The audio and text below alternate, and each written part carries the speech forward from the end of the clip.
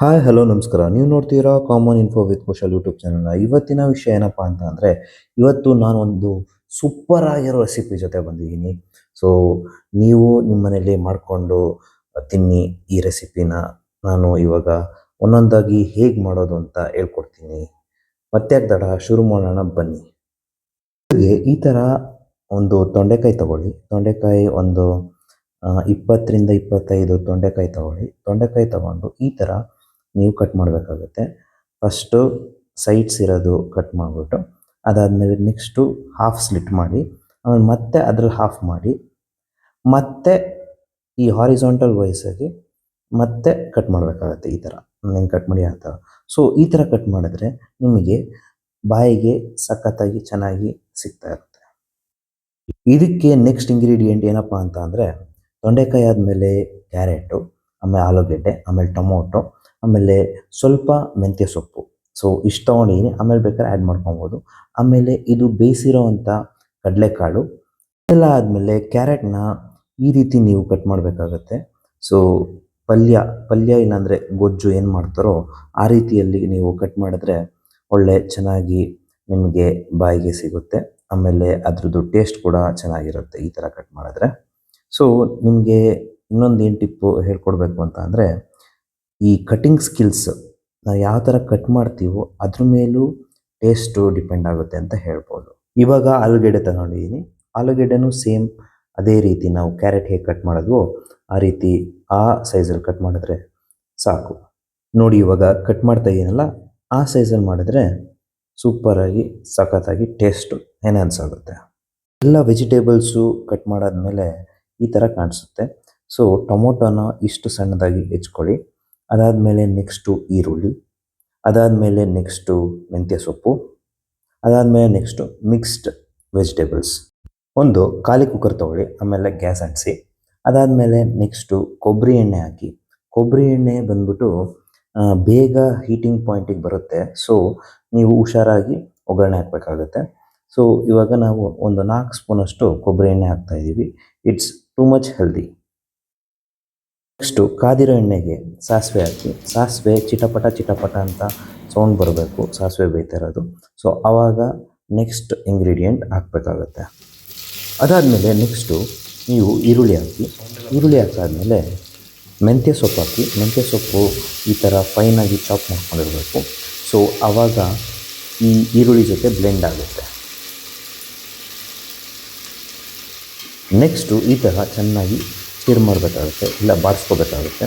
So ಬಾಡಿಸ್ಕೊಂಡಾಗ ಒಂಥರ ಆ ಫ್ಲೇವರ್ದು ಘಮ ಬರುತ್ತೆ. ಆ ಮೆಂತ್ಯ ಸೊಪ್ಪಿದೆಯಲ್ಲ, ಆ ಫ್ಲೇವರ್ದು ಘಮ ಬರುತ್ತೆ. ಅದಾದಮೇಲೆ ಕರೆಕ್ಟಾಗಿ ಸೊಪ್ಪು ಬೆಂದಿದೆ ಅಂತ ಅಂದಮೇಲೆ ನೆಕ್ಸ್ಟ್ ಇಂಗ್ರೀಡಿಯೆಂಟ್ ಅದಕ್ಕೆ ಸ್ಟಾರ್ಟ್ ಮಾಡಬೇಕು.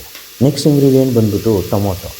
ಸೊ ಟೊಮೊಟೊ ಫೈನಾಗಿ ಚಾಪ್ ಮಾಡ್ಕೊಂಡಿದ್ದೀನಿ. ಸೊ ಅದನ್ನೇ ನಾವು ಹಾಕಿದ್ದೀವಿ ಕುಕ್ಕರ್ ಒಳಗೆ. ಆಮೇಲೆ ಇದನ್ನು ಅಷ್ಟೇ ನೀಟಾಗಿ ಬಾಡಿಸ್ಕೊಬೇಕು, ಈ ಸೊಪ್ಪು ಮತ್ತು ಈರುಳ್ಳಿ ಮತ್ತು ಈ ಟೊಮೊಟೊ ಸೊಪ್ಪು.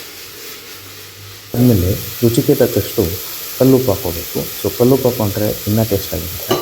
ಅದಾದಮೇಲೆ ನೆಕ್ಸ್ಟು ಮತ್ತೆ ಬಾಡಿಸ್ಕೊಬೇಕಾಗುತ್ತೆ. ಕಲ್ಲುಪ್ಪು ಏನು ಹಾಕಿರ್ತೀವಿ ಅದೆಲ್ಲ ಚೆನ್ನಾಗಿ ಮಿಕ್ಸ್ ಆಗಲಿ ಅಂತ ಅಂದ್ಬಿಟ್ಟು.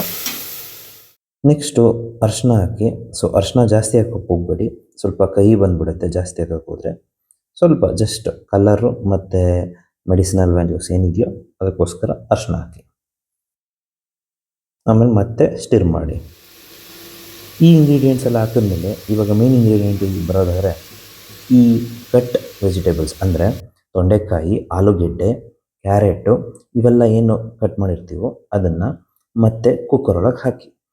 ಸೊ ಈ ಥರ ಕುಕ್ಕರ್ ಒಳಗೆ ಹಾಕಿದ್ಮೇಲೆ ನೆಕ್ಸ್ಟು ಮತ್ತೆ ಬಾಡಿಸ್ಕೊಳಕ್ಕೆ ಸ್ಟಾರ್ಟ್ ಮಾಡಿ.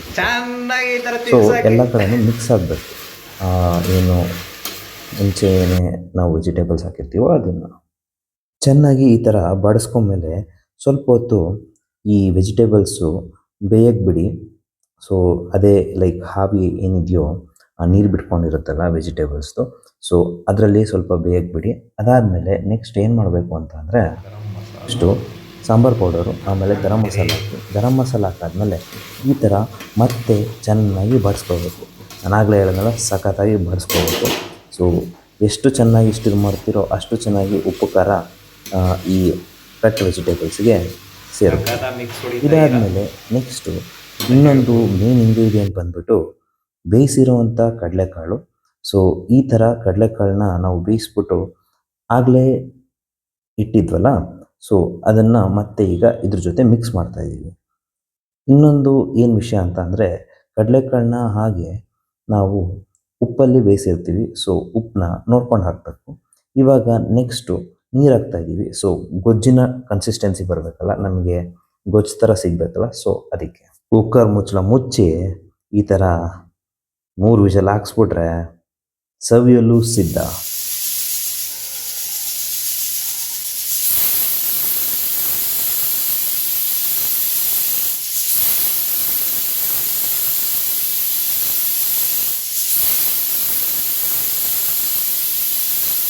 ಆಹಾ, ಈ ಕುಕ್ಕರ್ ಮುಚ್ಚಳ ತೆಗ್ದಿದ ತಕ್ಷಣ ಘಮ ಎಷ್ಟು ಸಖತ್ತಾಗಿ ಬರ್ತಾ ಇದೆ ಅಂತ ಅಂದರೆ ಆವಾಗಲೇ ತಿಂದುಬಿಡೋಣ ಅನಿಸ್ಬಿಡ್ತಿದೆ. ಸೊ ಆ ರೀತಿಯಲ್ಲಿ ಈ ಘಮ ಮನೆ ತುಂಬ ಹರಡಿದೆ. ಸೊ ಅಷ್ಟು ಚೆನ್ನಾಗಿ ಮೂಡಿ ಬಂದಿದೆ ಈ ಒಂದು ಗೊಜ್ಜು. ಈ ರೆಸಿಪಿ ಹೆಸರು ಏನಪ್ಪ ಅಂತ ಅಂದರೆ ತೊಂಡೆಕಾಯಿ ಕಡಲೆಕಾಳು ಗೊಜ್ಜು. ಸೊ ಇವಾಗ ಫಿನಿಶಿಂಗ್ ಟಚ್ ಏನಪ್ಪ ಅಂತ ಅಂದರೆ 1 ಸ್ಪೂನು ತುಪ್ಪ ಹಾಕ್ಕೊಂಬಿಟ್ರೆ ಅದು ಡೈರೆಕ್ಟು ಸ್ವರ್ಗ. ಆಹಾಹಾ, ಎಷ್ಟು ಸೂಪರಾಗಿರುತ್ತೆ ಗೊತ್ತಾ. ನಾನು ಈ ಗೊಜ್ಜನ್ನು ರೊಟ್ಟಿ ಜೊತೆ ತಿಂತಾ ಇದ್ದೀನಿ. ನೀವು ಯಾವ್ದ್ರ ಜೊತೆ ತಿಂತೀರಾ ಅಂದ್ಬಿಟ್ಟು ಕಮೆಂಟ್ ಮಾಡಿ. ಇಲ್ಲಿ ತನಕ ಈ ವಿಡಿಯೋನ ನೋಡಿದ್ದಕ್ಕೆ ತುಂಬ ಧನ್ಯವಾದಗಳು. ಮುಂದಿನ ವಿಡಿಯೋ ಜೊತೆ ಸಿಗ್ತೀನಿ. ಅಲ್ಲಿ ತನಕ ಬಾಯ್.